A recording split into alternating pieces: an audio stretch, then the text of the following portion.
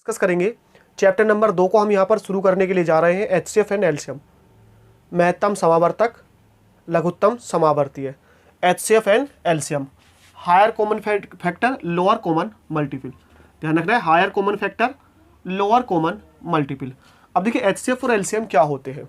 मान लीजिए मेरे पास कोई संख्या है, चलिए कोई संख्या ले लेता हूँ मैं, 8 और 20। अब इसका हमसे कहा कि भाई एचसीएफ निकालो। सारे नियम आज मैं आपको इसको मैं बताऊंगा इस वीडियो में। ये हमारा इंट्रोडक्शन वीडियो होने वाला है। तो इसमें मान लीजिए 8 और 20 का हमसे कहा एचसीएफ निकालो। अब देखिए एचसीएफ क्या होता है, higher common factor. Higher common factor, बड़ी से बड़ी ऐसी संख्या जो दोनों में कॉमन हो, यानी जो दोनों में एक जैसी हो, सेम हो। अब देखिए यहाँ पर हमको निकालना है इसका एचसीएफ। तो एचसीएफ क्या ऐसी संख्या होगी जो दोनों को डिवाइड कर सके, बड़ी से बड़ी ऐसी संख्या जो दोनों को डिवाइड कर सके। फिर से बता रहा हूँ, हायर कॉमन फैक्टर यानी बड़ी से बड़ी ऐसी संख्या जो दोनों को विभक्त कर सके, काट सके, बड़ी से बड़ी। तो देखिए निकालने का तरीका हमारा सेम होता है, 8 20 यानी आसान होता है। 2 से काटेंगे, 2 चौक 8, 2 से 10 बार। विभक्ति के नियम मैं पहले चैप्टर में आपको करा चुका हूँ।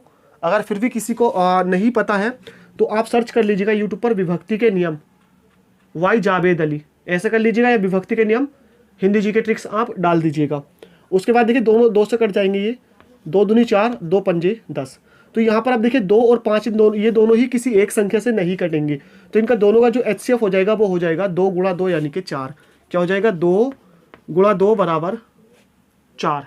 4 इनका एचसीएफ हो जाएगा, यानी 4 से ये भी कट जाएगा और ये भी कट जाएगा। उसके बाद कोई भी ऐसी संख्या नहीं है जो दोनों को काट सके। अब बात करते हैं एलसीएम की। सपोज कीजिए हमसे 8, 20 का ही एलसीएम पूछा गया। अब मैंने अभी क्या बताया था, इसका जस्ट उल्टा होता है।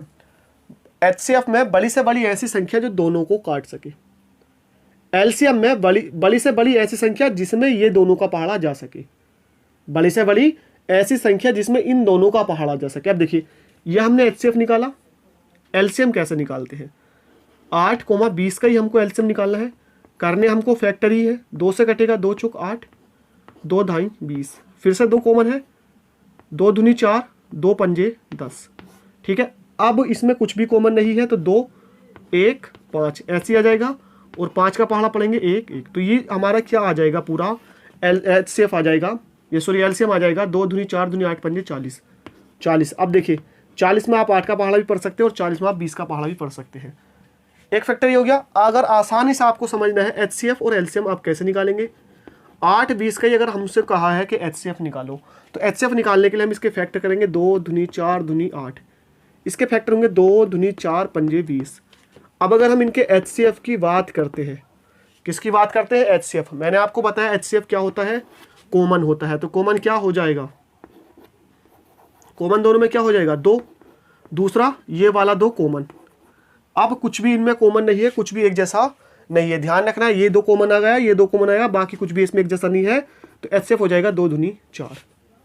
अगर यहीं से हमसे कहा एलसीएम कैसे निकालेंगे, तो देखिए जो एचसीएफ है यानी जो 2 कॉमन है उनमें से एक हमको लिखना है, कॉमन वाले में से एक हमको लिखना है। अब जो कॉमन नहीं है वो पूरे का पूरा ऐसे ही लिख देना है। तो क्या जाएगा, 2 दूनी 4 दूनी 8 पंजे 40 हो जाएगा। क्या हो जाएगा, 40 हो जाएगा। मैंने आपको बताया कैसे एचसीएफ हम निकालते हैं, कैसे एलसीएम हम निकालते हैं। एचसीएफ एलसीएम निकालने के लिए हमें फैक्टर्स आने चाहिए, यानी कि टुकड़े आने चाहिए। अब बात करते हैं नेक्स्ट, यानी कि अगर हमारे पास सहअभाज्य संख्या है, कौन सी संख्या है, सहअभाज्य। पिछले चैप्टर में मैंने अभाज्य संख्या आपको बता दी थी, लेकिन ये सहअभाज्य। सह का मतलब होता है साथ वाली, अभाज्य यानी साथ वाली के साथ अभाज्य। अभाज्य संख्या मैंने क्या बताई थी कि ऐसी संख्याएं जो एक और अपने अलावा किसी तीसरी संख्या से ना कटे अभाज्य होती हैं। लेकिन सहअभाज्य में संख्या का अभाज्य होना जरूरी नहीं है। मैंने यहाँ पर दोनों संख्या लिखी है, 8 और 25, दोनों संख्याएं भाज्य हैं। अगर आप अलग अलग देखेंगे तो ये भी भाज्य है और ये भी भाज्य है, क्योंकि देखिए ये 5 से कट जाती है, 2 से भी कट जाती है और 4 से भी कट जाती है। तो ये एक और खुद के अलावा भी बाकी तीसरी संख्या से कट जाती है, तो ये भाज्य है।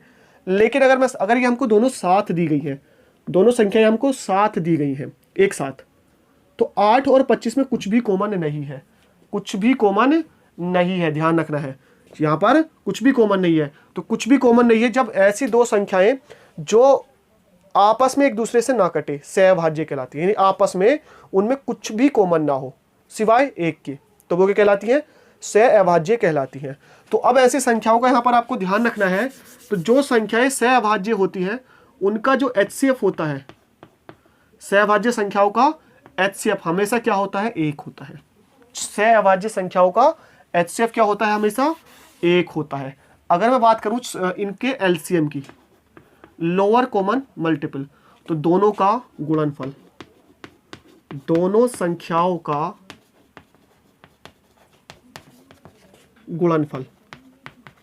तो यहां पर यह बात आपको बिल्कुल ध्यान रखनी है कि अगर सहअभाज्य संख्या यानी ऐसी दो संख्याएं जिनमें आपस में एक के अलावा कुछ भी कॉमन नहीं है, क्योंकि एक तो सब में होता है, तो उनका HCF हमेशा एक होगा। और LCM अगर आपसे पूछता है ऐसी संख्याओं का, तो उन दोनों का होगा गुणनफल। ये हो गई सहअभाज्य संख्या। अब बात करते हैं हम भिन्न की।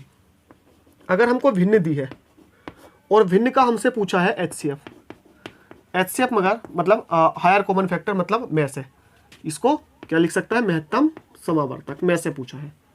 तो हमको लिखना है कि भिन्न में दो चीजें होती है, एक होता है अंश यानी कि ऊपर वाला, और एक होता है हर यानी जो संख्या नीचे लिखी होती है।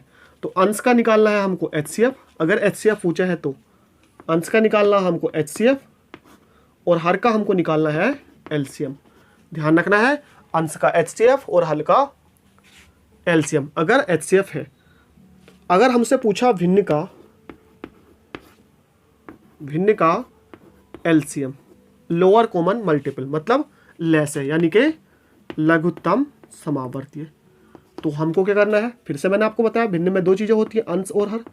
तो अंश का हम निकालेंगे LCM और हर का हम निकालेंगे HCF। क्या निकालेंगे? HCF। तो यहां से एक बात क्लियर हो गई है कि अगर भिन्न है और HCF पूछा तो ऊपर HCF और नीचे इसका उल्टा LCM। अगर भिन्न है उसका LCM पूछा तो ऊपर LCM नीचे HCF, इसका उल्टा। ठीक है, तो ये हो गया सहअभाज्य का, मैंने आपको बता दिया है। एक आपको यहां पर फॉर्मूला ध्यान रखना है, वो क्या है? दो